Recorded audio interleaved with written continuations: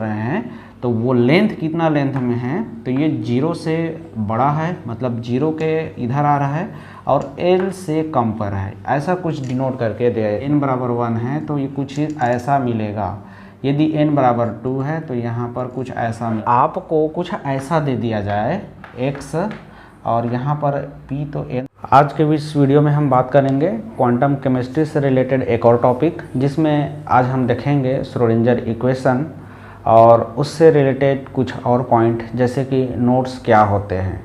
इस पर directly question आपसे पूछा जाता है, जिसको आप आसानी से इस क्वेश्चन को अप्रोच कर सकते हो। कैसे अप्रोच करते हैं इसके बारे में देखते हैं।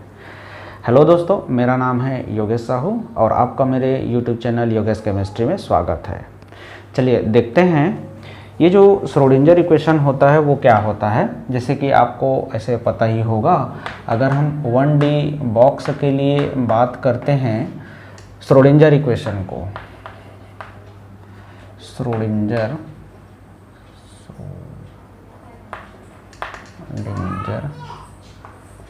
इक्वेशन, ठीक है, इस पर हम डिस्कस करते हैं। तो वैसे आपको पता है कि इसमें हम एक बॉक्स कुछ इस प्रकार से लेते हैं, 1 डायमेंशनल। ये आपका x एक्सिस हो जाता है, इसको हम 0 डिस्टेंस या ओरिजिन लेते हैं और इसको हम डिस्टेंस l के बारे में बात करते हैं, डिस्टेंस l लेते हैं, ठीक है। पोटेंशियल एनर्जी को हम इसके आउटसाइड इनफाइनाइट लेते हैं और इसके अंदर 0 लेते हैं, बाहर में इनफाइनाइट होगा। इस प्रकार से हम इसको डिस्कस करते हैं ये बॉक्स के बारे में। ये कुछ ये पोटेंशियल एनर्जी के बारे में हो गया, ये आपका डिस्टेंस हो गया, x डायरेक्शन में हम जा रहे हैं, ठीक है।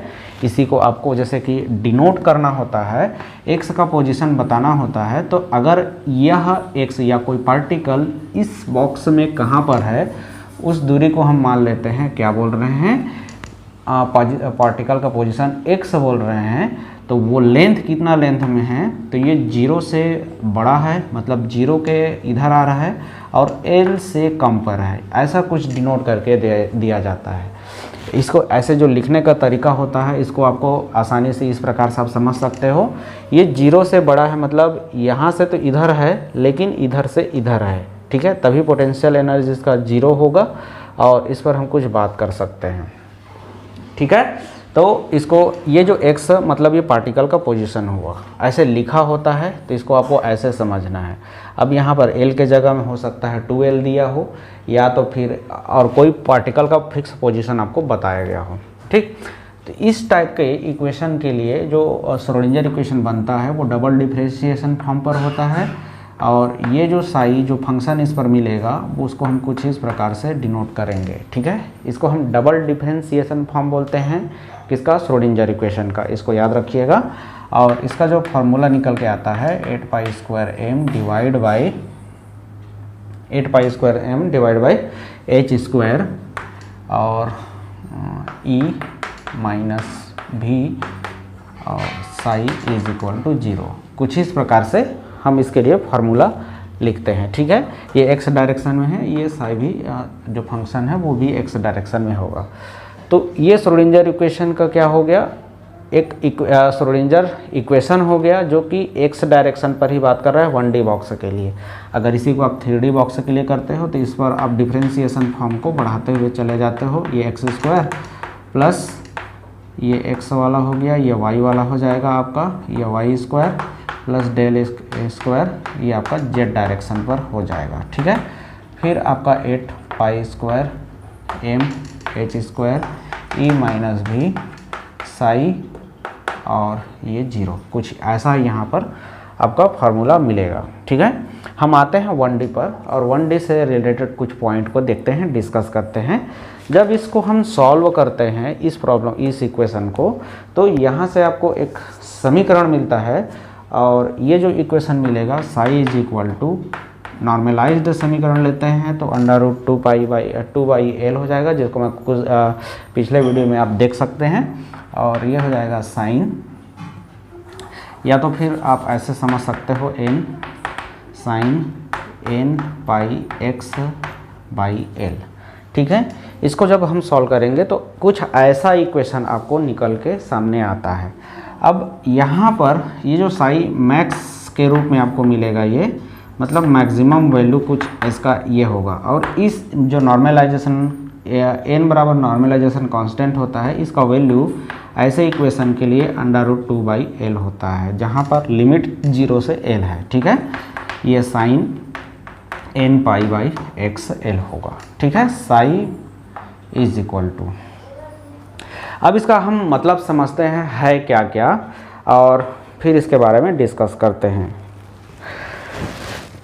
ठीक है, अगर ये आपका साई हो गया जो वेव फंक्शन, या तो फिर ये उस क्या बोल सकते हो वेवलेंथ का एम्पलीट्यूड होता है, याद रखिएगा एम्पलीट्यूड भी होता है, साई बराबर एम्पलीट्यूड या आयाम बोलते हैं इसको हिंदी में, आयाम के बारे में बताता है। यहाँ पर एल जो है लेंथ बता रहा है, एन जो है यहाँ पर आपको प्रिंसिपल क्वांटम नंबर के बारे में जानकारी देता है, क्वांटम नंबर प्रिंसिपल मुख्य क्वांटम संख्या, एक्स पोजीशन, एल डिस्टेंस, ये कुछ ऐसे यहाँ पर आपको यहाँ पर बता रहा है, और ये इसका फॉर्मूला हो जाएगा। ठीक है, अब यहाँ पर इसका जो एनर्जी, इस प्रॉब्लम को जब फिर हम आगे सॉल्व करते हैं तो यहाँ पर एनर्जी मिलता है, वो मिलता है n² h² 8ml², ये एनर्जी का फॉर्मूला मिल जाता है कुछ ऐसे।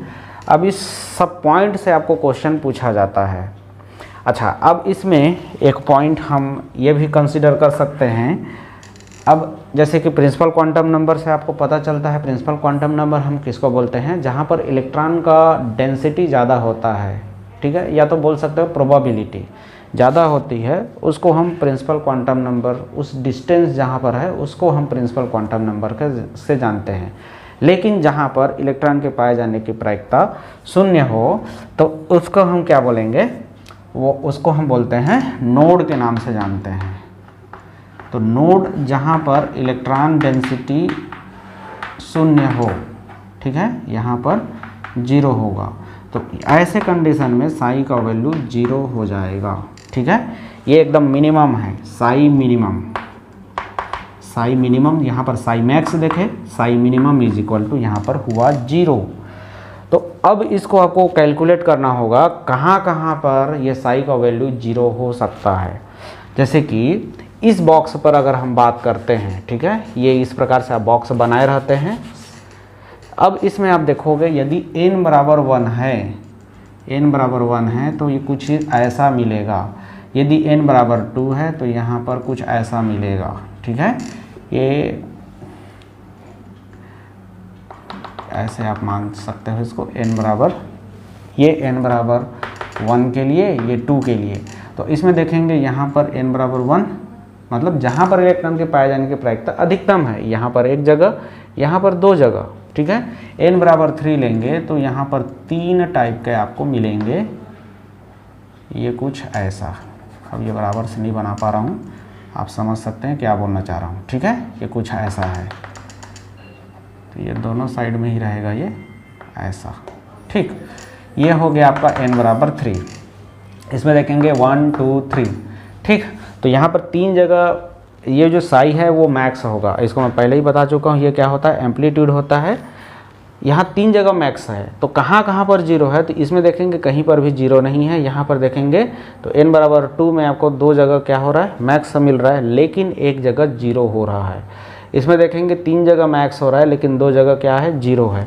तो इस कॉन्सेप्ट से अपने को यह समझ में आता है कि जो नोड है जहाँ पर इलेक्ट्रॉन के पाए जाने की प्रायिकता होती है, वो जितना n है उससे एक कम आ रहा है। n बराबर 1 तो यहाँ पर 0, n बराबर 2 तो यहाँ पर एक नोड है, n बराबर 3 तो यहाँ पर 2 जगह नोड है। ठीक है, तो उसके लिए फॉर्मूला जो निकल के आया n बराबर n-1, कुछ इस प्रकार से हो जाता है।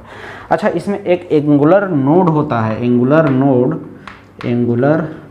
नोड ये आपका शेप पर डिपेंड करता है, तो और शेप को डिफाइन करता है एज़ोमेथल क्वांटम नंबर, जिसको हम L से डिनोट करते हैं। तो एंगुलर नोड की संख्या जो होगी वो L होगी।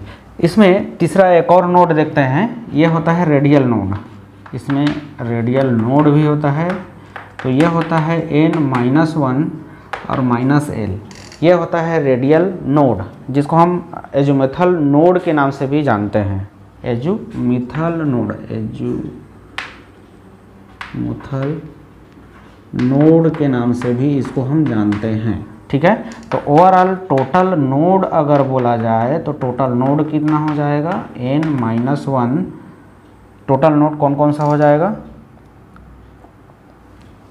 अरे यार, टोटल नोड आपका यही हो जाएगा। ये कैसे होगा, n-1 माइनस l और प्लस l, ठीक है। ये दोनों को जब हम मिला देते हैं तो टोटल नोड आपको n-1 ही मिल रहा है, ठीक है।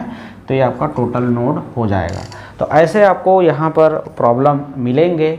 अब ये प्रॉब्लम कैसे पूछता है इसके बारे में थोड़ा सा डिस्कस कर लेते हैं।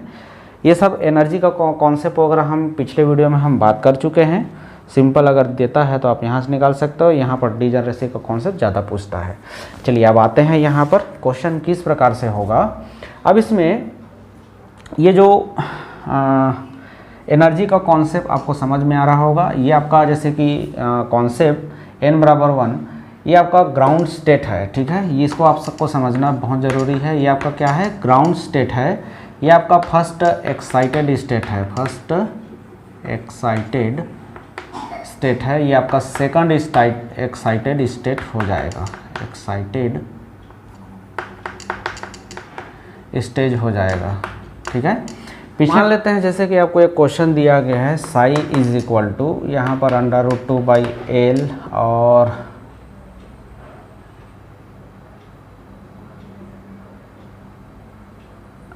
साइन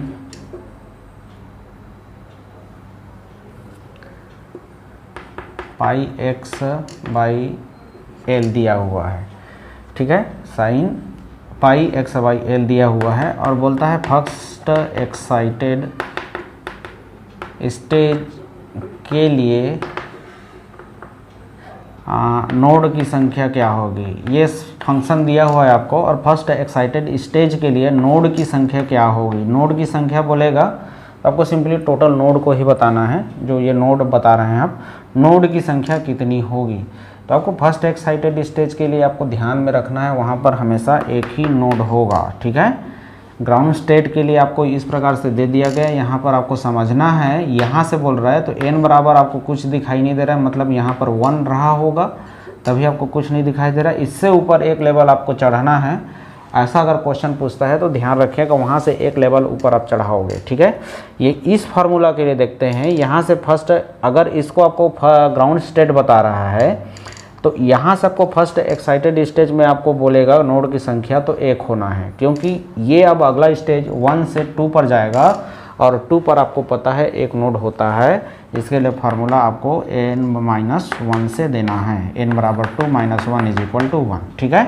अगर मान लेते हैं आपको एक फार्मूला दिया हुआ है, ग्राउंड स्टेज एनर्जी के बारे में बोल रहा है और ये कुछ इस प्रकार से दिया है, ठीक है। मान लेते हैं इसको आपको ग्राउंड स्टेट बता रहा है, वहाँ के लिए कोई भी सिस्टम है उसके लिए 4πx। अब इससे एक लेवल आपको ऊपर, इससे एक लेवल अप जाना होगा, तो उसमें नोडों की संख्या अगर पूछा जाए तो 4 - 1 = 3 आपको बताना पड़ेगा, ठीक है। तो ऐसे फंक्शंस को देकर आपको नोड की संख्या पूछ सकता है। तो फार्मूला ही है, चाहे छोटा क्वेश्चन दे चाहे बड़ा क्वेश्चन दे, आपको बनाना वैसा ही है। कितना भी उलझाए क्वेश्चन में, आपको सिंप्लीफाई ही रखना क्वेश्चन को और वैसे इसको सॉल्व करना है, ठीक है। अब ये जो बॉक्स है इसका लेंथ को मैं चेंज कर रहा हूँ, ठीक है। लेंथ को चेंज करेंगे तो क्या होगा, जैसे कि अभी लेंथ को हम L लिए थे, जैसे ये बॉक्स था आपका, ये 0 और ये L, ठीक है। अभी मैं मान लेता हूँ इसको 2L ले लेता हूँ, ठीक। एक मिनट, अब सपोज करते हैं ये बॉक्स का लेंथ 2L है, तो इसका L कहीं ये मिड पॉइंट हो जाएगा, ठीक है। समझना वैसा ही है जैसा आप समझे थे, ठीक है, जैसा आप देखे थे।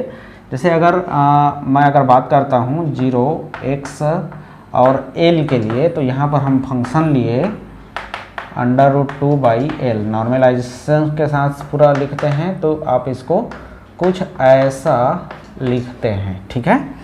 अगर आपको कुछ ऐसा दे दिया जाए x और यहाँ पर p, तो n तो रहता है, मैं यहाँ पर p ले लेता हूँ। कुछ ऐसा दे दिया जाए, p के जगह में यहाँ पर मैं 2 लिखा हूँ, याद रखिएगा।